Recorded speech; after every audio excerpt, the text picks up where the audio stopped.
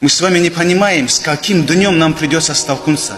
Представьте себе, когда вы смотрите на чашу этих весов, когда вся ваша жизнь, которая была прожита в этой ближайшей жизни, и будут ставить ваши плохие деяния на чашу весов, потом будут ставить хорошие деяния на чашу весов, и вы будете смотреть и будете желать, чтобы чаша благих деяний перевесила чаша плохих деяний.